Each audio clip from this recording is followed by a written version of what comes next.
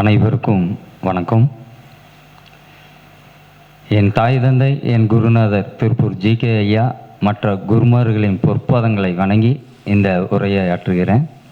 இன்றைக்கி எடுத்துக்கிட்ட தலைப்பு பார்த்தீங்க அப்படின்னிங்கன்னா, ராகு கேதும் கரும ரகசியம் அப்படிம்பாங்க. இருக்கிறதுலே பார்த்தீங்கன்னா ஒரு ஜோதிடர் அப்படின்னு என்னை பொறுத்தளவுக்கு சொல்கிறேன்.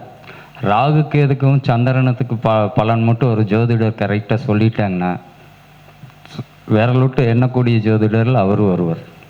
மீதி கிரகத்தை பற்றி சொன்னால் தான் எதுன்னு இல்லை. ஏன்னா அந்தளவுக்கு இதில் இருக்கும். ராகுக்கு எதை பற்றி பேசுனீங்கன்னா பேசிக்கிட்டே இருக்கலாம், அத்தனை விஷயங்கள் கொடுக்கும். அதே மாதிரி சந்திரன் அப்படித்தான். இது என்னோட கருத்து, மாற்று கருத்து இருந்ததுன்னா அதுக்கு இதுக்கு இல்லை.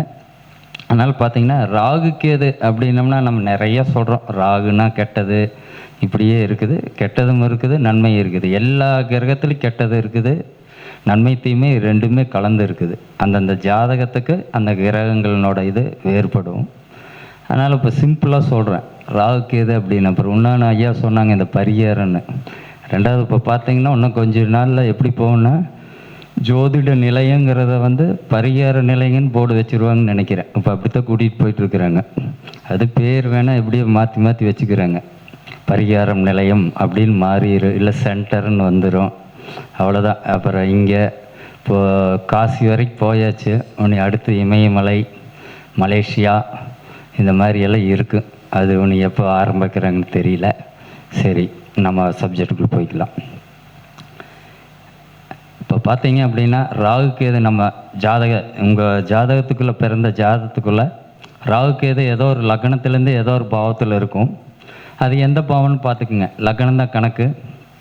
லக்னத்தில் 1ஆம் இடத்துல ராகு இருந்துன்னா அதுக்கு நேர் 7ஆம் இடத்துல கேது இருக்கும். இது எல்லாத்துக்குமே தெரிஞ்சது தான், தெரியாதவங்களுக்கு சொல்கிறோம். ராகு எங்கே இருக்குதோ அதுக்கு நேர் 7ஆம் பாவத்தில் கேது இருக்கும். அப்படின்னா 1 ராகு அப்படின்னிங்கன்னா 7ல் கேது இருக்கும்.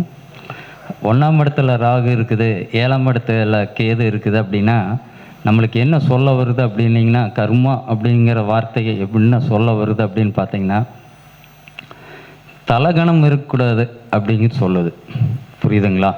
முதல் பாவங்கிறது நம்மளோட இதை சொல்லும் மூளை அப்படிங்கிறது. நம்ம ஈகோ தலகணம் இருக்கக்கூடாது. வேற எல்லாம் ஒன்றும் இல்லை, நம்மளுக்கு உணர்த்துது. அதை நம்ம உள்வாங்கிட்டோம்னா போதும். என்னங்க, இதுதான் சிம்பிளாக இருக்கும்.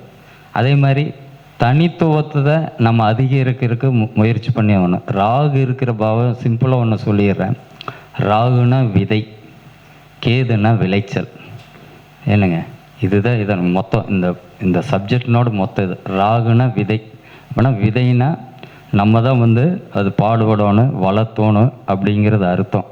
கேது இருக்கிறது அப்படின்னிங்கன்னா விளைச்சலை எதிர்பார்க்க முடியாது. கால்குலேஷன் போட்டோம்னா அங்கே ஏமாத்துன்னு அர்த்தம். புரியுதுங்களா? இத்தனை வெள்ளாமை வந்துடும், இவ்வளவு அறுவடை செஞ்சிடலாங்கிறத கொடுக்காது. அந்த இடத்துல கவனம், புரிதலுக்காக நான் சொல்கிறேன். சரிங்களா? அப்படின்னா ராகு இருக்கிற பாவத்தை முயற்சி செய்யணும், கவனமாக இருக்கணும். கேது இருக்கிற பாவத்தை எதிர்பார்ப்பை குறைச்சிக்கணும், எதிர்பார்ப்பு வைக்கக்கூடாது. இதை நீங்கள் பார்த்துட்டே வந்தீங்கன்னா தெரியும். நிறைய ஏமாற்றங்கள் நடக்கிறதெல்லாம் எங்கேன்னு பார்த்தீங்கன்னா இந்த கேது இருக்கிற பாவம். மற்ற கிரகங்கள்னு இருக்கும், இது கண்டிப்பாக ஒரு ஏமாற்றத்தை கொடுக்கும். அதில் போய்த்தான் நம்ம வாழ்க்கையவே நகர்த்திட்டு போயிடுவாங்க. பாதி பேர் ஓடிடும். அதை பார்த்தீங்கனாலே தெரியும் சிம்பிளாக. அதனால் இப்போ கொடுத்துருக்கிற நேரத்துக்கு எவ்வளோ என்னால் சொல்ல முடியுமோ சொல்கிறேன். யாராவது சரியாக இருந்தால் சரியாக இருக்குதுன்னு சொல்லுங்கள், தவறாக இருந்தாலும் தவறாக இருக்குதுன்னு சொல்லுங்கள். அதனால் ஒன்றும் தவறில்லை. முதல் லக்னத்தில் ராகு, 7ல் கேது, இந்த அமைப்பில் ஒரு ஜாதகத்தில் இருக்குது அப்படின்னா ஈகோ இருக்கக்கூடாது. சரிங்களா? இதுதான் ஃபஸ்ட்டு. நம்மளுக்கு தலகணம் இருக்கக்கூடாது. ரெண்டாவது என்ன அப்படின்னு பார்த்தீங்கன்னா, நம்மளோட தனித்திறமையை வளர்த்துக்கி பார்த்துக்கோம். புரியுதுங்களா? தனித்திறமை, ஆளுமை, நம்மளோட இதை அதுக்கு உண்டான முயற்சிகளை எல்லாம் பண்ணி வளர்த்திக்கணும். அதுக்கு நேர் ஏழுன்னா என்ன, நல்ல கணவன் மனைவி வருவான், அழகாக வருவான் அப்படிங்கிற மாதிரி கணவனோ மனைவியோ வருவாங்க அப்படின்னு எதிர்பார்ப்பீங்கன்னா அங்கே கொண்டு போய் தள்ளி விட்டுரும். அங்கே வந்ததுக்கப்புறம் தான் அது வேலைக்கு காட்டும்.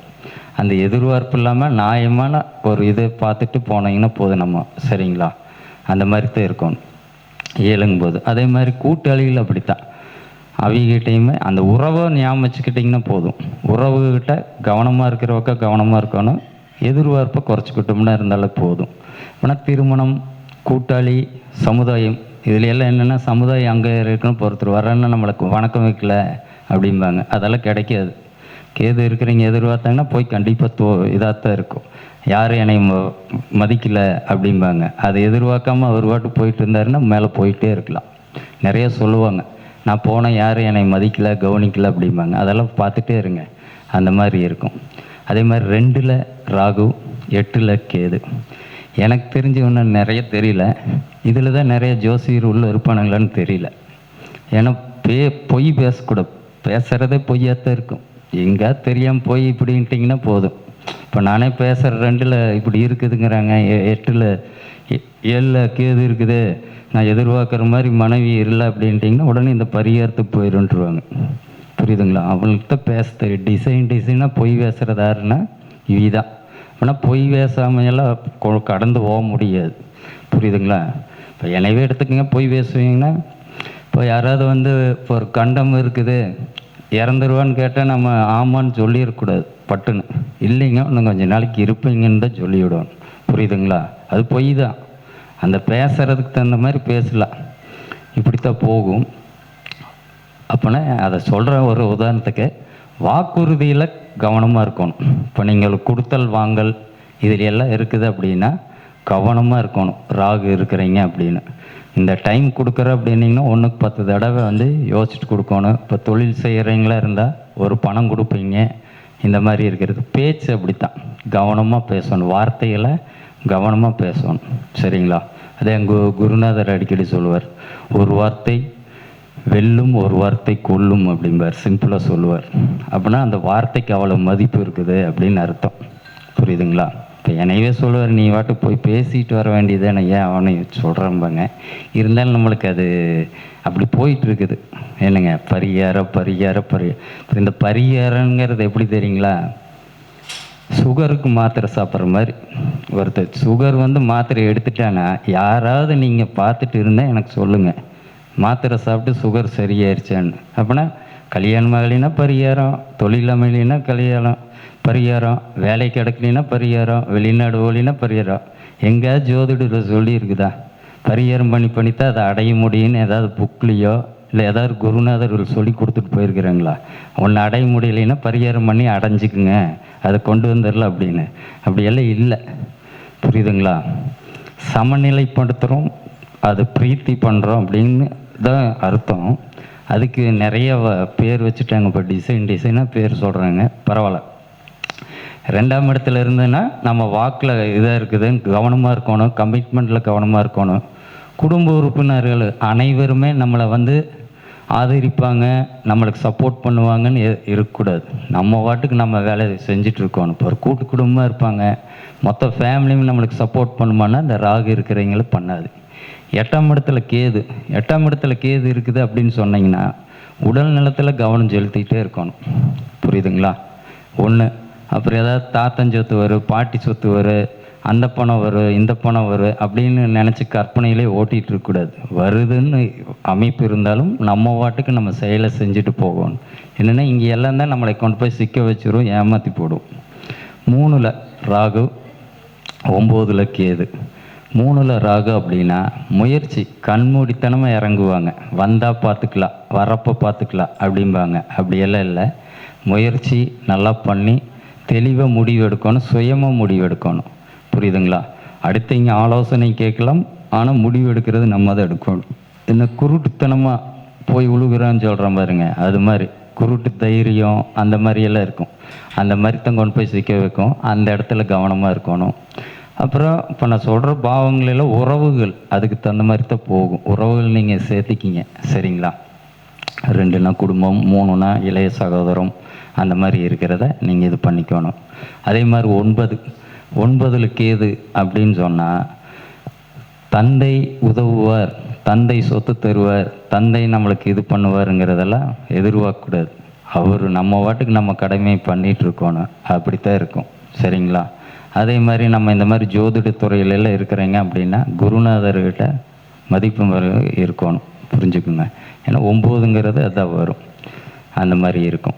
அப்புறம் 4, 10 அப்படின்னா சுகமாக இருந்துட்டு வேலை பார்க்கலாம் அப்படிங்கிறதெல்லாம் இருக்கக்கூடாது. சரிங்களா? சொத்து வண்டி வரும் இதெல்லாம் அப்படிங்கிற அந்த ஸ்தானத்தை வந்து சொல்லுது. பாடுபடு அப்படின்னு அதை இண்டிகேட் பண்ணுது நம்மளுக்கு. அப்படின்னா ஓடணும் என்னங்க. அதே மாதிரி 4ல் ராகு இருக்குது அப்படின்னா நீங்கள் எத்தனை லட்சம் செலவு பண்ணி வாஸ்து பார்த்தீங்கனாலே ஏதோ ஒரு குறை கொண்டு போய் விட்ரும். வேணால் நீங்கள் எல்லாம் பண்ணி பாருங்கள். இல்லைன்னா யாராவது இல்லைன்னா சொல்லுங்கள். சரிங்களா? நீங்கள் நினச்சிக்கிங்க நம்ம இல்லைங்கிறது.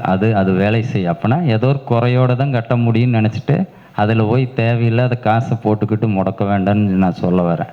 சரிங்களா?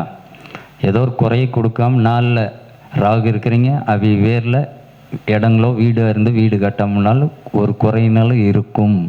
முழுமையாக பண்ண முடியாது. வாஸ்துவில் 100% எதுவும் பண்ண முடியாது. இதில் கூடுதலாக ஒரு 10% இருக்கும். சரிங்களா? தூக்கம் இதில் எல்லாம் கரெக்டாக இருக்கணும். சோம்பேறித்தனத்தை பண்ணக்கூடாது. சொகுசாக இருக்கிறது. எங்கேயாவது போகிறதுனா காரில் தான் போவேன், ஏசியில் தான் இருப்பேன்னு நினச்சிங்கன்னா வாழ்க்கையில் மேலே போக முடியாது. 10 அப்படித்தான். 10 அப்படின்னிங்கன்னா தொழில் ஸ்தானத்திலே கேது இருக்குது. பண்ணுற தொழிலில் நேர்மையாக இருக்கணும். இந்த காலகட்டத்தில் கொஞ்சம் சிரமம்தான் இருந்தாலும் அது மூலியமாக அறவழியில் தான் வருமானத்தை ஈட்டுறதுக்கு பண்ணணும். அப்படின்னா என்ன, இந்த கலப்படம் சட்டவிரோதமான செயல்கள் இதில் எல்லாம் செஞ்சு சிக்கக்கூடாது. புரியுதுங்களா? பணத்தை கொடுக்குது சார் இப்படி இருக்குது அப்படின்னா நீங்கள் எங்கேயோ சிக்க போகிறீங்கன்னு அர்த்தம் ஒரு காலத்தில். இதுதான் 10க்கு உண்டானது. 5ல் ராகு இருக்குது அப்படின்னிங்கன்னா திருமணமானதுக்கப்புறம் குழந்தை வளர்ப்பில் கவனமாக இருக்கணும். இளமை காலகட்டத்தில் இந்த காதல் இதில் எல்லாம் பார்த்தீங்கன்னா ரொம்ப கவனமாக இருக்கணும். இல்லைன்னா வாழ்க்கை அதில் கொண்டு போய் நம்மளை சீரழித்து போடும். சரிங்களா? இந்த விஷயத்தில் 11ல் கேது. அப்படின்னா மூர்த்த சகோதரர்கள் நண்பர்கள் இவையெல்லாம் மூலிமா உறவுகளை கொடுத்தல் வாங்கல் பண விஷயங்களை கொஞ்சம் இருக்கணும். இல்லைன்னா எதிர்பார்க்கக்கூடாது. அண்ணங்கிட்ட பணம் கொடுத்துட்டிங்கன்னா திருப்பி வரும்னு எதிர்பார்த்திங்கன்னா அதை நீங்கள் ஏமாந்துருவீங்க. நண்பர்கள்கிட்ட கொடுத்தீங்க திருப்பி வரும் அப்படின்னு நினச்சிங்கன்னா ஏமாந்துருவீங்க. இல்லை அவை மூலிமா அடுத்த கட்டத்துக்கு போகணும்னு நினச்சோம்னாலும் நம்மளுக்கு ஏமாற்றங்கள் மிஞ்சு. 6ல் அப்படித்தான் ராகு இருக்குது. ஏதாவது சொந்த தொழில் பண்ணுறாங்கன்னா வேலையாலெல்லாம் உண்மையாக இருப்பாங்கன்னெல்லாம் நினைக்கக்கூடாது. பார்க்குறதுக்கு அப்படி இருப்பாங்க, பாதி பேர்த்தை ஏமாற்றிடுவாங்க. கடன் கண்மூடித்தனமாக வாங்கி எப்படியாவது கட்டிடலாம், அந்த இடம் இருக்குது இதை விற்று கட்டிடலாம், அப்படி வரும் அதை வச்சு கட்டிடலான்னிங்கன்னா கொண்டு போய் ஏமாற்றிடுவீங்க, ஏமாந்து போயிடும். சரிங்களா? இப்படித்தான் இருக்கும். கேது 12ல் இருக்கும். 12ல் இருக்குதுன்னா மோட்சம் வாங்க. என்ன மோட்சம் அப்படிங்கிறது ஒன்றும் யாரும் சொல்லவே இல்லை. கேது 12ல் இருந்தால் மோட்சம் மறுஜென்மம் இல்லை அப்படிம்பாங்க. மறுஜென்மத்திற்கு பயனுக்கு உண்டான வழிமுறைகளை கொடுக்கும் கேதுங்கிறது. சரிங்களா? வழிமுறையை இந்த ஜென்மத்தில் நம்ம கொடுப்போம். ஆனால் அந்த முயற்சியை நம்ம எடுக்கணும். இல்லைன்னா அது அடுத்தது இருக்கும். இதுதான் கேதுக்கு உண்டானது. அதற்கு கேது அப்படின்னிங்கன்னா தூக்கம் ஒரு நேரமெல்லாம் கரெக்டாக பர்ஃபெக்டாக பண்ணணும். அதுதான் 12ஆம் இடத்துல இருக்கிற கேது நம்மளுக்கு சொல்ல வருது. சரிங்களா? 7ல் ராகு இருந்ததுன்னா இப்போ அப்படியே உங்களுக்கு 6 பாவத்துக்கு சொல்லிட்டேன். 7ல் ராகு 1ல் கேதுன்னா உங்களுக்கு என்ன தோணுதுங்க? சொல்லுங்கள், தெரிஞ்சு சொல்லுங்கள். கேள்வியில் கேட்காத நீ வாட்டு பேசிட்டு போ அப்படிங்கிறீங்களா? சொல்லுங்கள், ஏதோ ஒன்று சொல்லுங்கள். உங்களுக்கு இப்போ சொன்னதெல்லாம் புரிஞ்சதில்லை. சும்மா சிம்பிள் 2 பாயிண்ட்டு தான் சொன்னேன். அந்த உறவை ஞாபகம் வச்சுக்கோங்க, அந்த இருக்கிற காரத்துவத்தை ஞாபகம் வச்சுக்கோங்க. அவ்வளோதான். ராகுன்னா என்னென்னா எதிர்பார்ப்பு இது பண்ணும், கேதுன்னா சுருக்கும் நம்மளைய. புரியுதுங்களா? அவ்வளோதான். இதுன்னா பெருசாக காட்டும், இது சுருக்கிட்டே வரும், அதனோட தன்மைகளை சுருக்கும். அவ்வளோதான். அந்த மாதிரி இருக்கும். ஆன்மீகம் அப்படிங்கிறது எல்லாம் நாட்டத்தில் போயிடணும் இருக்கும். சரிங்களா? சும்மா கோயில்னு சுற்றிட்டு நம்மளோட அன்றாட கடமையை செய்யக்கூடாது. ஏன்னா கேது லக்னத்தில் இருக்கிறங்காட்டி. சரிங்களா? அதே மாதிரி வெளிநபர்கள் 7ஆம் இடங்கிறது வெளிநபர்கள், சமுதாயங்கள், இது சமுதாய அங்கீகாரம் இதெல்லாம் கிடைக்குது அப்படின்னா நம்ம போராடி படணும் அப்படின்னு சொல்ல வருது 7ல். சரிங்களா? இதை 7ல் ராகு 1ல் கேது இருக்கிறதுக்கு. 8ல் ராகுனா பயணங்களில் என்னங்க இதில் எல்லாம் கவனமாக இருக்கணும். பயணம் பண்ணுறது இதில் எல்லாம் கொஞ்சம் கவனமாக இருக்கணும். 2ல் கேது அப்படின்னிங்கன்னா அதான் பேச வேண்டிய இடத்துல பேச மாட்டாங்க, பேசக்கூடாத இடத்துல பேசுவோம். புரியுதுங்களா? 2ல் கேது இருந்துன்னு எப்படி இருப்பாங்கன்னா பேச வேண்டிய இடத்துல நம்ம பேச மாட்டோம். பேசக்கூடாத இடத்துங்களில் தான் அது அதிகமாக பேசிட்டு போவோம். இதில் ரெண்டில் இருக்கிறது அந்த மாதிரி இருக்கும். குடும்பம் அப்படிங்கிறது நம்ம வாட்டுக்கு போயிட்டே இருக்கோம். இது கண்மூடித்தனமாக இருக்கக்கூடாது. 9ல் ராகு. 9ல் ராகு அப்படிங்கிறது பார்த்தீங்க அப்படின்னிங்கன்னா என்ன சொல்லுங்கள் நீங்களே சொல்லுங்கள்.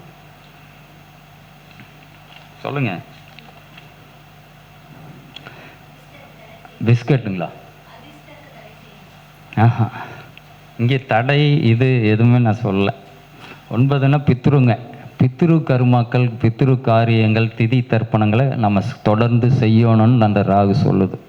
இதெல்லாம் எவனுமே சொன்னதே இல்லை. அத்தனை விஷயம் இருக்குது அந்த 9க்குள்ளே. பித்ரு காரியங்கள், பித்ரு கருமாக்களை சரிவர கடமையாக செய்ய வேண்டும் அப்படின்னு சொல்லுது. என்னங்க 9ல் இருக்கிற ராகு. சும்மா 9ன்னா பயணம், ஆன்மீகம், குரு இதுக்குள்ளேயே ஓட்டிட்டான. உயர்கல்வி, பக்கத்து மாநிலம், பக்கத்தூர், இதை தவிர்த்து வார்த்தையே 9க்குள்ளேருந்து சொல்கிறதில்ல. சும்மா அடிச்சுக்கிட்டு போயிட்டே இருக்க தந்தை அப்படின்னு. அப்படியெல்லாம் இல்லை. பித்ரு அப்படிங்கிற பாவத்துக்கு அங்கே ஒரு ராகு இருக்குது அப்படின்னிங்கன்னா முன்னோரோட திதி தர்ப்பணம் அந்தந்த மத குல வழக்கப்படி நீங்கள் பண்ணணும். அதுதான் சொல்ல வருது. நம்ம இதெல்லாம் என்ன இந்த ராகுக்கு எதுனா, ராகு இருக்கிறத நம்ம போன இதில் முன் ஜென்மத்தில் தொடாமல் டச் பண்ணாமல் வந்தது. அதை எதுவுமே பண்ணாமல் நம்ம இந்த வந்தது தான் ஒன்று. கேது இருக்கிறத நல்லா ஆட்டம் போட்டுட்டேன்னு அர்த்தம். இப்படி சொன்னால் உங்களுக்கு புரியும். நல்லா ஆடி இருக்கிறேன்னு அர்த்தம். அப்புறம் ஆடினதெல்லாம் இந்த தடவை கம்மியணும், அவ்வளோதான். தொடாததுக்கு நம்ம போட்டு பாடுபடணும், போட்டு நம்மளை உழைப்பு அதிகமாக கொடுக்கணும், கடினமாக உழைக்கணும். இதுதான் சிம்பிள் கான்செப்டுங்க. என்னங்க கேதுன்னா என்ன? நம்ம ஆட்டம் ஆடி இருக்கிறேன்னு அர்த்தம். அந்த பாவத்துக்கு சம்மந்தமாக அதில் அடங்கி இந்த கம்முன்னு உட்காரு அப்படின்னு சொல்ல வருது. ராகுன்னு என்னென்னா அந்த பக்கமே நம்ம போகலை, அதை தொடவே இல்லை என்னங்க அப்படின்னு அர்த்தம். அதுதான் இது சொல்ல வருது. அடுத்தது தொழில். அதாவது 10ல் ராகு. 10ல் ராகு இருக்கிறவங்க இந்த டூப்ளிகேட் பண்ணுறது, இந்த நோட் அடிக்கிறது, இந்த எல்லா இல்லீகல் அத்தனையும் கொண்டு வந்து தள்ளு. புரியுதுங்களா? நீங்கள் போய் கம்முன்னு இருந்தீங்கனால அந்த மாதிரி ஆளு சேருவாங்க. அதில் எல்லாம் கொஞ்சம் கவனமாக இருக்கணும். கலப்பட பொருள்கள் இதில் எல்லாம் தொழிலுங்கிறதுல கரெக்டாக இருக்கணும். புரியுதுங்களா? அந்த மாதிரி இருக்குது. ஆனால் தொழில் பண்ணுறதில் கரெக்டாக பண்ணணும் அப்படின்னு சொல்கிறேன். ரெண்டாவது 10ல் 4ல் கேது இருக்கும். 4ல் கேது இருக்குது அப்படின்னா பெரிய வண்டி வாங்கிக்கலாம் அப்படின்னு எல்லாம் நினச்சிட்டு இருக்கா. பெரிய வீடு அந்த மாதிரி ஆசையும் அங்கே கொண்டு போயிட்டே இருக்கக்கூடாது. ஒரு வீடு வேணும் அப்படிங்கிறத ஆசைப்படுங்க. உங்கள் தகுதிக்கு தகுந்த மாதிரி வீட்டை கட்டிக்கிங்க. உங்களுக்கு தகுதிக்கு தகுந்தமான வாகனங்களை வாங்கிக்கணும். தாயை கண்டிப்பாக பராமரிக்கணும். புரியுதுங்களா? அந்த உறவை விட்டுறக்கூடாது. கேது இருக்கிறது இதெல்லாம் பார்த்தீங்கன்னா கண்டிப்பாக பராமரிச்சுட்டு வரணும். ராகு இருக்கிறதுல அளவை வச்சுக்கணும். அந்த உறவில் ராகுனா அளவுன்னு வச்சுக்கோங்க, கேதுன்னா நம்ம பராமரிக்கணும்னு வச்சுக்கோங்க. இல்லைன்னா பனிஷ்மெண்ட்டு. இதுதான் அது சொல்ல வருது. சரிங்களா? 11ல் பெரிய நட்பு இதில் எல்லாம் நம்ம கொஞ்சம் இது பண்ணிக்கணும், டெவலப் பண்ணிக்கணும். பெரியங்க இதில் 11ல் ராகு இருக்குதுங்க அப்படின்னா மேலே போகணும் அப்படின்னிங்கன்னா பெரிய ஆளுகள் அந்த இதுங்களெல்லாம் உங்களை விட அடுத்த லெவலில் இருக்கிறீங்க அப்படி வச்சுக்கோங்க. சரிங்களா? நம்ம ஆறுன்னு இல்லாமல் சிஎம் அளவுக்கு நம்ம பழகணும்னு நினச்சா அங்கேயே ஏமாந்துடுவோம். நம்மளை விட தகுதிக்கு மேலே இருக்கிறீங்க. அது எந்த லெவலில் அவையில் உங்களுக்கு தெரியும். அவிலோட நட்பு இதையெல்லாம் நம்ம கொண்டு அதிகரிக்கிறதுக்கு உண்டான முயற்சி பண்ணிக்கணும். சரிங்களா? 5ல் ராகு.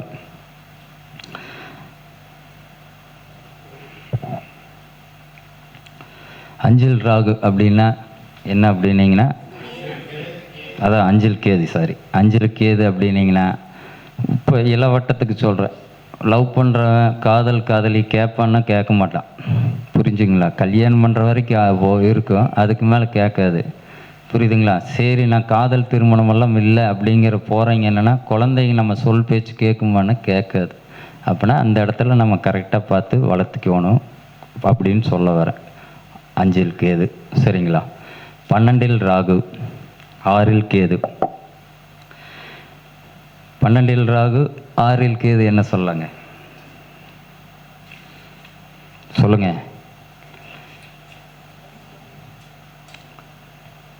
தூக்கம் சரியாக இருக்காதுங்க. புரியுதுங்களா? அந்த மாதிரி இதெல்லாம் இருக்குது. தூக்கத்தை இது பண்ணணும். வெளி இடங்களில் போகும்போது ஓரளவுக்கு சப்போர்ட் பண்ணும் கேது. இந்த கேது வெளிநபர்களோட பழக்க வழக்கங்களை நம்ம அதிகரிச்சுக்கணும். புது சொந்தங்கள், புது நபர்கள்னு வச்சுக்கோங்களேன். வெளி நபர்னால் புது சொந்தம், புது நபர்களோட பழக்க வழக்கத்தை அதிகரித்து கொண்டு போகணும். 6ல் கேது இருக்கும் அப்போ, கரெக்டுங்களா? 6ல் கேது இருந்தேன்னா வேலை ஒழுங்காக அமையுமான்னு அமையாது, மாறிக்கிட்டே இருக்கணும். புரியுதுங்களா? இல்லை நம்ம இந்த வேலையை அடுத்த உயரத்துக்கு போயிடலாம் அப்படின்னு நினச்சிங்கன்னா அதெல்லாம் ஆசை எதிர்பார்க்கக்கூடாது. அப்படின்னா போனே நம்மளுக்கு இப்போ ஒரு சம்பளத்துக்கு போவீங்க, 3 மாதத்தில் நம்ம சம்பள உயர்வு கிடைச்சிரு அப்படின்னு கனவு கண்டோம்னா கிடைக்காது. அப்படி தான் கூட்டிகிட்டு போகும். ஆனால் அந்த இடத்துல எதிர்பார்ப்பை நம்ம குறைத்து கொள்ள வேண்டும். சரிங்களா? சரி, இதெல்லாம் சொல்லிட்டோம். இது குறைஞ்ச ஒரு 2 பாயிண்ட் சொல்லியிருக்கிறேன் எனக்கு கொடுத்த நேரத்துக்கு. நீங்கள் அந்த காரகத்தை உறவு எடுத்துக்குங்க. பாவக்காரகத்தையும் எடுத்திங்கனாலே போதும். 1னா 1ஆம் பாவம், 7னா 7, நிறைய சொல்லியிருப்பாங்க, அதையெல்லாம் சேர்த்திக்கிங்க. அந்த இடத்துல கவனமாக இருக்கணும், இந்த இடத்துல எதிர்பார்ப்பு இருக்கணும், இருக்கக்கூடாது அப்படிங்கிறத நீங்கள் இது பண்ணிக்கலாம்.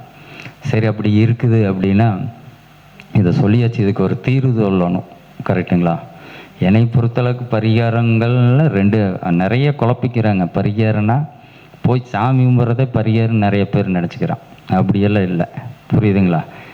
நான் சிம்பிளாக சொல்லுவேன், நீ கேட்டீங்கன்னா பரிகாரம் வேணுங்க, வணங்கினீங்கன்னா வழிபாடு. நீ எப்படி எடுத்துக்கன்றுவேன். எனக்கு இதை கொடு, நல்ல பொண்டாட்டி கொடு, நல்ல காரை கொடு அப்படின்னு போய் கேட்டீங்க, டிமாண்ட் வச்சிங்கன்னா பரிகாரம்னு வச்சுக்கோ. அது கோயில் போய் பண்ணாலும் சரி, எங்கே பண்ணாலும் சரி. இல்லை எனக்கு உண்டான தகுதிக்கு உண்டானதை கொடுன்னு கேட்டிங்கன்னா வழிபாடு. இவ்வளோதான் சிம்பிள், புரியுதுங்களா? வழிபாட்டுனால யாரும் வீணாக போனாங்கிறதெல்லாம் யாரும் சொல்ல முடியாது. யாரும் கோயிலுக்கு போய் வீணாக போயிட்டேன்னு சொல்லுவீங்களா? அப்படியெல்லாம் இல்லை. போய் அங்கே போய் அதை பண்ண, காசி, ராமேஸ்வரம் போய் பேரை கேட்டாலும் நம்மளுக்கு பயமாக இருக்குது. அதெல்லாம் லட்சத்தில் தான் ஓடுது, புரியுதுங்களா? அதனால அதை சொல்ல இப்போ எந்தெந்த கோயில் எங்கெங்கே இருக்குது, 1ஆம் பாவத்துக்கு என்ன அப்படிங்கிறத சொல்கிறேன். 1ஆம் பாவத்து ராகு கேது இருக்குது அப்படின்னா திருவண்ணாமலை, திருப்பாம்புரம் 2யும் வழிபாடு பண்ணணுங்க, புரியுதுங்களா? வருடம் ஒரு முறையாவது போங்க. குறைஞ்சபட்சம் நான் சொல்கிறது, அருகில் இருந்தீங்கன்னா நீங்கள் அதிக தடவை போகணும், சரிங்களா? 1, 7 இருந்துன்னா திருவண்ணாமலை, திருப்பாம்புரம் 2 இருந்தது வைங்க. 2ல் ராகு, 8ல் கேது இருந்துன்னா திருவெண்காடு, அப்படி இல்லைன்னா சங்கரன் கோயில், அடுத்தது ஸ்ரீவாஞ்சியம், சரிங்களா? அது 2ல் ஏதோ ஒரு கோயில் போகலாம், இல்லைன்னா 2க்கும் போகலாம். ஸ்ரீவாஞ்சியம் இது 2யும் ஒன்றா வழிபாடு பண்ணணும், புரியுதுங்களா? அடுத்தது 3ல் ராகு, 9ல் கேது, திருச்செந்தூர் கொடுமுடி, சரிங்களா? கொடுமுடி. 4ல் ராகு, 10ல் கேது, மன்னார்குடி, ராஜகோபால சுவாமி. ஏன்னா மன்னார்குடின்னு எந்த கோயில்னு சில பேர்த்து கேட்கு, இதெல்லாம் தெரியும், பிரபலமான இடம் அது. இல்லைன்னா சமயபுரம் மாரியம்மன் கோவில், சரிங்களா? இது 2ல் ஏதோ ஒன்று எடுத்துக்கலாம், இல்லை 2யும் வழிபாடு பண்ணலாம். 3வது பார்த்திங்கன்னா பேரூர் பட்டீஸ்வர் கோயில், கோயம்புத்தூர், இதையும் சேர்த்து தான் வழிபாடு பண்ணணும் இது பண்ணுறதுக்கு. 5 ராமேஸ்வரம், இல்லைன்னா 5 ராமேஸ்வரம். அடுத்தது திருநீர்மலை, அப்படின்னா சென்னைக்கு பக்கத்தில் இருக்குது, சரிங்களா? திருநீர்மலை அப்படின்னு இருக்கும். ராமேஸ்வரம், திருநீர்மலை, இது பண்ணணும், சரிங்களா? 5ல் ராகு இருந்து 11ல் கேது இருந்தால், 6ல் ராகு இருக்குது, 12ல் கேது இருக்குது அப்படின்னா வைத்தீஸ்வரன் கோவில், சரிங்களா? வைத்தீஸ்வரன் கோயில். அப்படி இல்லைன்னா சிறுவாபுரி முருகன், அது சென்னை பக்கத்தால் இருக்குது. இது 2ல் ஏதோ ஒன்று, இல்லைன்னா 2யும் பண்ணலாம். கீழ்பள்ளம் கேது கோயில், இதை சேர்த்து வழிபாடு பண்ணணும். இது 6ல் 12ல் இருக்கும்போது. அடுத்தது 7ல் ராகு, கரெக்டா? 7ல் ராகு, 2ல் கேது அப்படின்னா திருக்கடையூர் அபிராமி அம்மன் கோவில், சரிங்களா? அப்புறம் திருவெண்காடு புதன் ஸ்தலம், 2யும் சேர்த்து வழிபாடு பண்ணணும், சரிங்களா? அடுத்தது 8ல் ராகு, 2ல் கேது, திருப்பதி வெங்கடாஜலபதி, இல்லைன்னா ஆலங்குடி குருஸ்தலம், 2ல் ஏதோ ஒன்று நீங்கள் வழிபாடு பண்ணலாம், இல்லைன்னா 2யும் வழிபாடு பண்ணலாம். சுவாமிமலை வழிபாடு சுவாமிமலை வழிபாடு. 3 9 ராகு 3 கேது. சிதம்பரம் நடராஜர் சரிங்களா, சீர்காழி. அடுத்தது சுருட்டப்பள்ளி அப்படிங்கிறது இருக்குது ஒரு ஊர். அதில் வந்து பார்த்திங்கன்னா பள்ளிகொண்டேஸ்வர் அப்படிங்கிறது இருக்குது. ஏன்னா இந்த பேர்களை நம்ம குறைவாக கேட்டிருப்போம், அதனால் உங்களுக்கு அந்த கோயில் இதை சொல்கிறேன். பள்ளிகொண்டேஸ்வர், இதை 2ஐயும் சேர்த்து வழிபாடு பண்ணணும். அடுத்தது 10 ராகு 4 கேது. திருவையாறு கோவில் சரிங்களா, திருவையாறு கோவில் அது. அடுத்தது 11 காஞ்சிபுரம் ஏகாம்பரேஸ்வரர் காமாட்சி அம்மன், 2ஐயும் சேர்த்து வழிபாடு பண்ணணும் சரிங்களா, 2ஐயும் சேர்த்து வரணும். திருநாகேஸ்வரம் அடுத்தது சேர்த்தி. அப்படி இல்லை அப்படின்னிங்கன்னா உங்கள் ஊர் எல்லையில் உள்ள கோயில்கள் இல்லைன்னா குலதெய்வ கோயில், அதையே எது வேணாலும் நீங்கள் சூஸ் பண்ணிக்கலாம், இது பண்ணிக்கலாம். 12 ராகு 6 கேது இருந்ததுன்னா நாகப்பட்டினம் நாகநாத சுவாமி கோவில்கள், கும்பகோணம் சங்கரபாரணி கோயில், இது 2ஐயும் சேர்த்து வழிபாடு பண்ணணும் சரிங்களா. இதுதான் வந்து கோயிலுக்கு உண்டான வழிபாடு சரிங்களா உங்களுக்கு. சரி, உங்களுக்கு அப்படியெல்லாம் இல்லை, நான் வந்து மாற்று மதத்துக்காரு அப்படிங்கிறவங்களுக்கு இருக்குமில்ல ராகு கேது எங்கேயோ இல்லையா, அவிகளுக்கு ஒன்று சொல்லணும். நம்ம இந்த கோயில் அடிச்சு விட்டுட்டு போகிறோம், அவிகளுக்கும் ஜாதகம் இருக்குது, அவிகளுக்கும் இருக்குது. இப்போ நிறைய பார்க்குறாங்க, அவிகளுக்கு என்னங்கிறதையும் சொல்கிறேன் என்னங்க, அதையுமே இருக்கிறீங்க போய் பண்ணுறீங்க, பண்ணிட்டு வந்துடுங்க. 1ஆம் இடத்துல ராகு, நான் ஃபஸ்ட்டு அப்படி சொல்கிறேன், 1 7 அப்படின்னிங்கன்னா இது எப்படி எடுத்துக்கிறாங்க அப்படின்னு தெரியல சொல்கிறாங்க. அதாவது பொதுவாக தானம் தர்மம் நீங்கள் யாருக்கு வேணால் பண்ணுங்கள், நல்ல எண்ணத்தோடு பண்ணுங்கள், தெரியாதவங்களுக்கு பண்ணுங்கள். சொந்தக்கார இன்னைக்கு கொடுத்தா நாளைக்கு நம்மளுக்கு கொடுப்பான்னு நினச்சிட்டெல்லாம் பண்ணாதீங்க. ஆத்மாத்மா யாருக்கு வேணால் பண்ணுங்கள், முன்பின் தெரியாதவங்களுக்கு பண்ணுங்கள், ஏழை எளியோருக்கு பண்ணுங்கள், எந்த நாள் வேணாலும் பண்ணுங்கள். இந்த வழிபாடு இது இல்லைனாலும் இந்த தானம் தர்மம் உங்களுக்கு கட்டாயம் உங்களுக்கு பதில் சொல்லாமல் எந்த கிரகமும் நகராது சரிங்களா, அது கேரண்டி. நீங்கள் அதே மாதிரி உங்கள் தகுதிக்கு தகுந்த மாதிரி என்ன வேணால் பண்ணலாம். முடிஞ்ச அளவுக்கு முதல் தரம் உணவு, ஏன்னா அதைத்தான் போதும்பான், மீதியெல்லாம் எதுவும் இப்போ நீங்கள் எனக்கு பணம் கொடுத்தீங்கன்னா இன்னும் 10 கேட்டே இருப்போம். சாப்பாட்டை உட்கார வச்சு போட்டிங்கன்னா அதுக்கு மேலே எப்பேற்பட்ட ஆளாக இருந்தாலும் வேண்டான்னு தான் சொல்லுவோம் கரெக்டுங்களா. அதுக்காக சொல்கிறேன். அந்த மாதிரி இருக்குது அப்படின்னா உறவு, எந்த ஆள் எந்த கேட்டகரிக்கு வேணால் பண்ணலாம். இருந்தாலும் அந்த பாவத்தை வச்சு சில உறவுகளை சொல்கிறேன். அதே தான் பண்ணோன்னு பிடிச்சிக்கிட்டு எல்லாம் இருக்காதிங்க, ஆளை தொலைவி டைம் வேஸ்ட் பண்ணாதீங்க. மனசுக்கு தோணுச்சுன்னா உடனே பண்ணிடுங்க, ஏன்னா அதுக்குள்ளே நம்மளுக்கு மாறிடு, புத்தி மாறிடு. அதுக்காக சொல்கிறேன். மனநிலை பாதிக்கப்பட்ட எங்களுக்கு பண்ணணும்.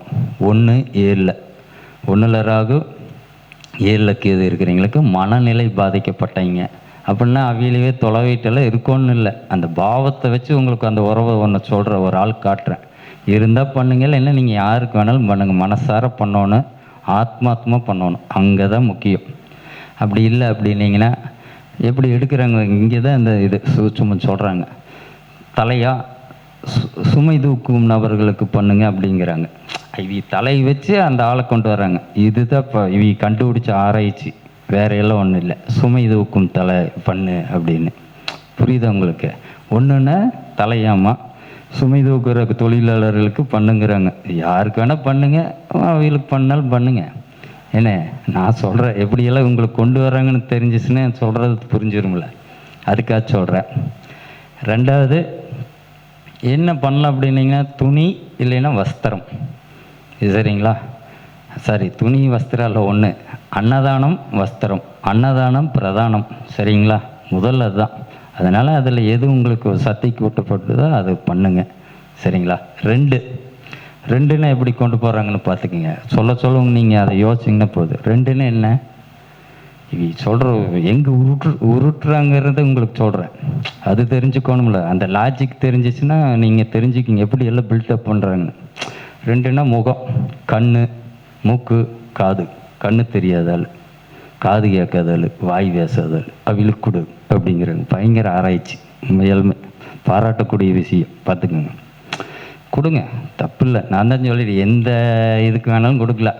இப்போ 2ல் இருக்கிறவங்க போய் மனநோய் பாதிக்கப்பட்டவங்களை கொடுக்கூடாதுனால இல்லை, இல்லை இங்கே இது கொடுத்தா தான் 100% வேலை செய்ய, அதுக்கு கொடுத்தீங்கன்னா 99% வேலை செய்யுங்கிறது இல்லை. அதை நீங்கள் நல்லா உள்வாங்கணுங்கிறதுக்காக நான் சொல்கிறேன், இதையும் சொல்லணும் அப்படிங்கிறதுக்காக. எந்த உறவுக்கு எந்த நபர்களுக்கு வேணும் பாருங்கள், ஏழை எளியோர், இதை ஞாபகம் வச்சுக்கோங்க. முன்பின் தெரியாதீங்க, கொடுக்கும்போது ஆத்மாத்மா கொடுக்கணும். புரியுதுங்களா? அதான் சொல்கிறேன், பார்வையற்றவர், காது கேளாதவர், அதாவது இந்த இஎன்டி ப்ராப்ளம் இருக்கிறவங்களுக்கு கொடு அப்படிம்பாங்க. சரிங்களா? இதைத்தான் சொல்லுவாங்க. இதை இப்படி சொன்னீங்கன்னா ஓ புதுசாக சொல்கிறேன் அப்படின்னு நினச்சிக்கிறீங்க. எப்படி எடுக்கிறாங்கன்னு உங்களுக்கு சொல்லி கொடுக்குறேன். 3, கைத்தொழில் செய்கிறவங்க, கை இல்லாதவங்களுக்கு கொடுக்குறதாம்மா. கை 3ஆம் இடங்கிறது கை இல்லாதவங்களுக்கு கொடு. எப்படி? உறுப்பு ஆள் அப்படி கொண்டு போய் ஃபிக்ஸ் பண்ணி விட்டாங்க, நீங்களே போட்டுக்கலாம். இப்படித்தான் சொல்லிட்டு தெரியுறாங்க. ஏதோ ஒன்று இருந்துட்டு போட்டு, அது அவியலோட நம்பிக்கை. நான் என்னங்கிறேன்னா நெசவாளர்கள் அப்படிங்கிறத சொல்கிறேன். கூடுதலாக நெசவு செய்கிறீங்க, அந்த மாதிரி இருக்கிறவங்களுக்கு பண்ணுங்கள். செருப்பு தைக்கிற தொழிலாளிகள், கைத்தொழில் செய்கிறீங்க, இவை கை இல்லாதங்கிறாங்க, நம்ம இப்படி எடுத்துக்குவோம். சரிங்களா? கைத்தொழில் அப்படின்னா சின்ன சின்ன தொழில் அவங்களுக்கு தெரிஞ்சது. இதெல்லாம் ரோட்டில் பார்த்திங்கன்னா இந்த பொம்மை செய்கிறது, செருப்பு தைக்கிறது, இந்த மாதிரி யாரோ ஒருத்தருக்கு கொடுங்க, இல்லைன்னா யாருக்கு வேணாலும் கொடுங்க. இது அடுத்தது 4னா என்னன்னு சொல்லுங்கள். என்ன சொல்லலாம்? போடுங்க. நான் தான் உறவு சொல்கிறேன், உறவு யாருக்கு தெரியாது, எடுத்து சொன்னீங்கன்னா உங்களுக்கே தெரிஞ்சிடும். அப்படின்னு சொல்லுங்கள். வயதானவர்கள் அப்படின்னு, தாய்மார்கள், ஏன்னா 4ஆம் இடம் தாய் அப்படின்னு போடுங்க. அதுதான் அப்படித்தான் சொல்கிறாங்க, அது உண்மை. 2வது என்னென்னு கேட்டிங்கன்னா, ஆதரவற்ற குழந்தைகள் அப்படிங்கிறது இருக்குது. அந்த மாதிரி இருக்கிறதுக்கு 4ஆம் இடத்துக்கு நம்ம கூடுதலாக சொல்கிறோம். யாருக்கு வேணால் கொடுக்கல, குழந்தைகள் அப்படி ஆதரவற்ற குழந்தை, வயதான தாய்கள் அப்படின்னு. வீடு இழந்த ஏழைகள், புரியுதா எப்படி எடுக்கிறோம்ல? ஏன்னா 4ஆம் இடங்கிறது வீடு அப்படின்னா, இந்த ரோட்டோட பிளாட்ஃபார்மில் படுத்துட்ருக்கிறீங்க, எப்படி இதைத்தான் கொண்டு வந்து அப்படி கொடுக்குறாங்க. நீங்கள் கேட்கும்போது இதுன்ற பயங்கரமாக இருக்குது இவர் அப்படின்னு. ஒன்றுமே இல்லை இதில். அந்த இதை எடுத்து இதில் சேர்த்துனிங்கன்னா முடிஞ்சது, அது தெரிஞ்ச போதும். புரியுதுங்களா? 4னா வீடு அப்படிங்கிறது, வீடு எற்ற இலை இந்த இதில் இருக்கிறவங்களுக்கு அப்படிங்கிறது. அப்புறம் 4ஆம் இடம் பள்ளி கட்டணம் செலுத்துங்க. ஏன்னா 4ஆம் இடம் ஆரம்ப கல்வி. புரிஞ்சுக்குங்க. எப்படி இதையெல்லாம் உள்ளே கொண்டு வந்து போட்டுக்குங்க. அந்த உறவு பண்ணுறனால தப்பு இல்லை, எப்படி எடுக்கிறாங்கன்னு உங்களுக்கு சொல்லி கொடுத்துட்டா நீங்களே டெவலப் பண்ணிக்கலாம். அடுத்தது இது பிரமாதமெல்லாம் ஒன்றும் கிடையாது.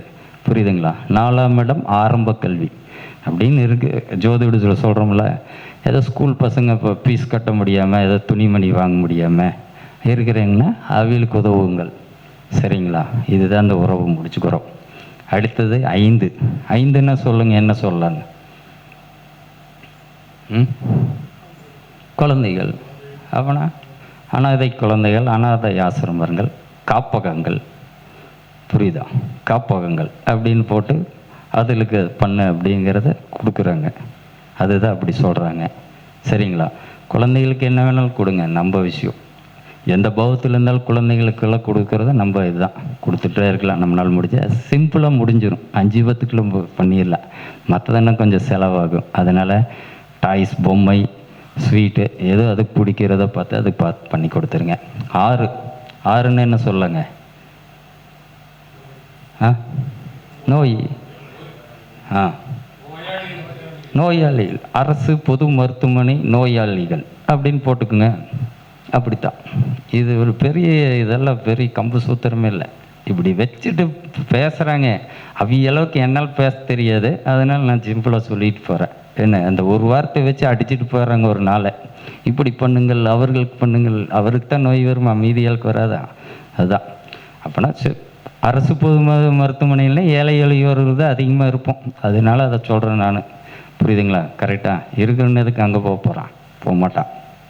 அந்த மாதிரி நோயாளிகளுக்கு. அப்புறம் அங்கே துப்புரவு, அங்கே தான் நீங்கள் பார்க்கணும். அங்கே வராங்க வருங்க மறுபடி இந்த ரோட்டை க்ளீன் பண்ணுறவங்க அப்படிம்பாங்க, ரோடு கூட்டுறவங்க. எப்படி அந்த பாவத்தை எடுத்துக்கிறாங்க, எப்படி கொண்டு போய் உள்ள ஃபிக்ஸ் பண்ணுறாங்க வேறுங்க. இதெல்லாம் கரெக்டு தான், லாஜிக்காக எடுக்கிறாங்க.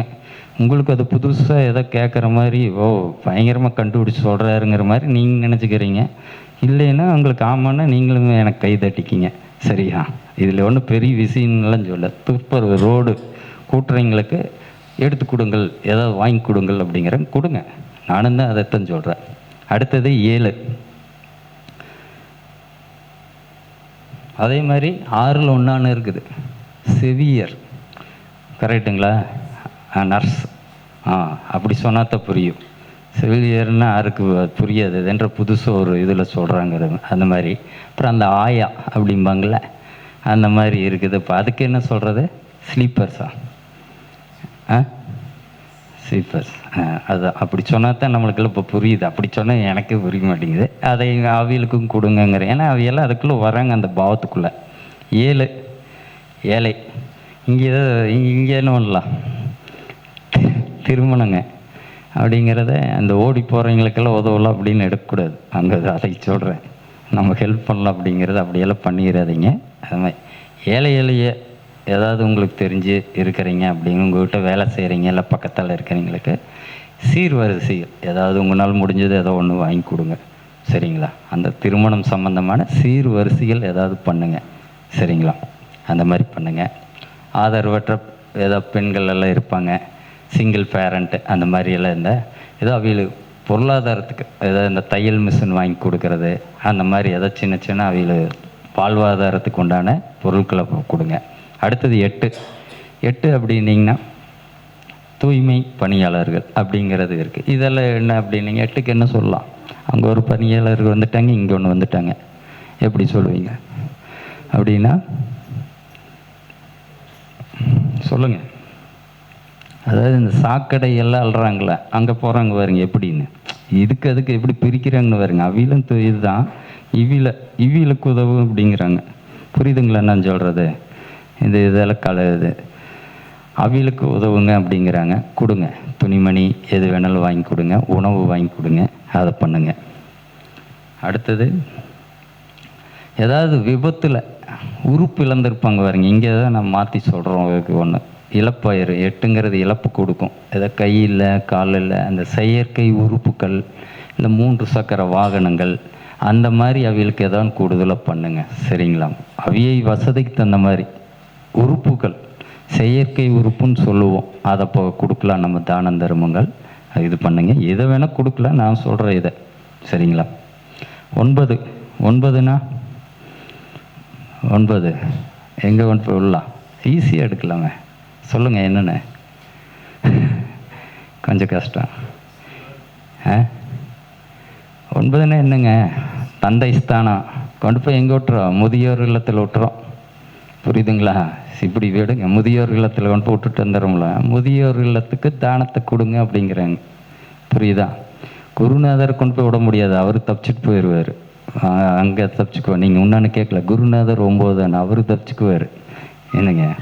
அதனால் தந்தைக்குங்கிறது முதியோர் இல்லத்துக்கு கொண்டு போய் எதாவது செய்யுங்க அப்படிங்கிற மருத்துவ உதவி எது வேணாலும் பண்ணால் முதியோர் இல்லத்துக்கு கொண்டு போய் விடுறது தவறு. புரியுதுங்களா? முதல்ல அது ஆணித்தனமாக சொல்கிறேன். நீங்கள் எத்தனை கோயிலுக்கு வேணாலும் போங்க, தாய் தந்தைக்கு மீறி நம்ம எந்த கோயிலையும் போய் எதையும் இங்கே வாங்கிட்டு வந்துட முடியாது. சரிங்களா? அவி எப்படி வேணாலும் இருந்துட்டு போட்டோம், நம்மளுக்கு பிடிக்காம இங்கோட சில காரியங்கள் செய்வாங்க. அவியில் மீறி எந்த தாய் தந்தை குலதெய்வத்துக்கு மீறி எந்த சாமி உங்களுக்கு வரம் கொடுத்துடாதீங்க. இவி ஓகேன்னா தான் அவிகிட்டேருந்து நம்ம வாங்க முடியும். புரியுதுங்களா? கருணாநாதன், யோகி, அவயோகி கோயில், இப்போ நான் சொன்ன இந்த ராகு, அதெல்லாம் அப்புறம் 4வது இடத்துக்கு தான் அவி வருவாங்க. அப்பா அம்மா ஆசீர்வாதம், குலதெய்வம் அனுகிரகம், அதுக்கப்புறம் தான் நீங்கள் எந்த கிரகத்துக்கு எங்கே போய் பண்ணுறீங்களோ அது. இப்போ நான் சொன்ன கோயிலுக்கு போகும்போதுமே இந்த வழிபாடு பண்ணிட்டு தான் நீங்கள் போய் பண்ணிங்கன்னா தான் முழுமையாக கிடைக்கும். செஞ்சு பார்த்துட்டு சொல்லுங்கள். சரிங்களா? அடுத்தது 10னா என்ன சொல்லுங்க? 10னா சொல்லுங்கள். தொழில் ஸ்தானம் அப்படின்னா அங்கே என்ன கொண்டு வர? சாலையோர வியாபாரிகள், பிளாட்ஃபார்ம் கடை எப்படி கொண்டு வராங்க பார்த்தீங்களா? பிளாட்ஃபார்ம் கடை, சாலையோரத்தில் எல்லாம் பிளாட்ஃபார்ம் போட்டிருக்குறாங்க. அவங்களுக்கு ஏதாவது இட வசதியோ, ஏதோ தண்ணியோ, இல்லை கரண்ட்டோ, ஏதோ உங்களால் முடிஞ்சது உதவுங்க. இல்லைனாலும் உணவு ஏதோ ஒன்று கொடுங்க அப்படிங்கிறது 10ஆம் இடத்துல இருக்குது அப்படின்னா. அடுத்தது 11க்கு என்ன சொல்லலாம்? இங்கே தான் மாறுவோம். 1 எல்லாம் 8 ஆதரவற்ற பிணங்களுக்கு ஈம சடங்கு செய்யணும். பார்த்துக்குங்க. சில பேர் 8ங்கிறாங்க. எதில் வேணால் செய்யுங்க. இருந்தால் நான் தான் இந்த நான் சொன்ன 12லுமே 12 மாற்றி இருந்தாலும் நீங்கள் பண்ணலாம். ஏன்னா எல்லாம் நல்காரியங்கள் தான். நான் சொல்கிறது 11ல் இருக்கிறீங்க. இந்த மாதிரி ஈம சடங்கு பண்ணுறது பண்ணுங்க. அதுக்கு உண்டான உதவிகளோ இல்லை பொருள் அல்லது இதோ எதை வேணாலும் பண்ணுங்கள். முன்பின் தெரியாதங்கள யாருக்கு வேணாலும் பண்ணுங்க அப்படின்னு சொல்கிறேன். 11க்கு 12 என்னன்னு சொல்லுங்க.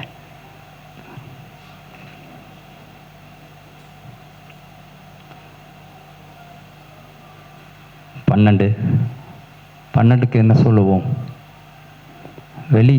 வெளி நபர்கள் எல்லாம் வராங்களே அதர் மாநிலத்தில். ஏன்னா 12னா வெளி, புரியுதுங்களா? அதுக்கு எல்லாம் இந்த வியாபாரம் பண்ணுறாங்களே, அது பார்த்தீங்களா? அப்படின்னா சொன்னோன்னா ஒரு மார்வாடிகள் அவையெல்லாம் பார்த்துக்கிருக்கீங்க. அது ஒருத்தர் அவையில் சொல்கிறேன், மீதி நிறையா எல்லாரும் பண்ணுறாங்க. அவைகளுக்கு ஏதாவது உதவி பண்ணுங்க அப்படிங்கிறாங்க.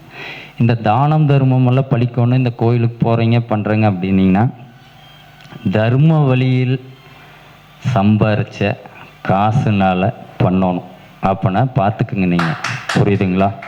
தர்ம வழியில் சம்பாரித்த காசுனால் உங்கள் மனசாட்சிக்கு தெரியும் நம்ம எந்த காசை வச்சுட்டு எந்த கோயிலுக்கு போகிறோம் அப்படின்னு, எங்கே ரூம் போடுறோம், எந்த வண்டியில் போகிறோங்கிறது, எந்த பணத்தில் பண்ணுறங்கிறது இருக்குது, புரியுதுங்களா?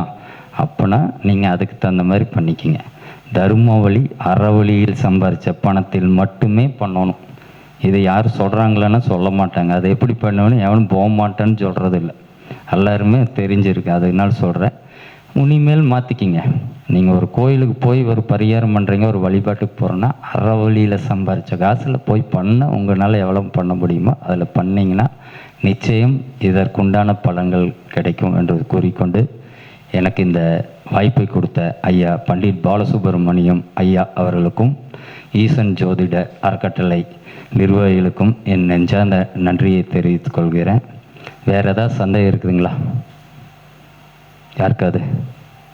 எது இல்லை, பசி நேரம் ஆயிடுச்சு, அதனால் சந்தேகம் வராது. உச்ச நீச்சம் பார்த்து என்னங்க பண்ண போகிறீங்க சொல்லுங்கள். அது சொல்கிறாங்க ஐயா, ரிஷபத்தில்ங்கிறாங்க, விருச்சிகத்துக்கு. நம்மளுக்கு அது என்னத்துக்கு? என்ன முதல் உச்ச நீச்சத்துக்கு என்ன பண்ணும்? உச்ச நீச்சம் என்ன பண்ணும் சொல்லுங்கள். ஒன்றும் பண்ணாது.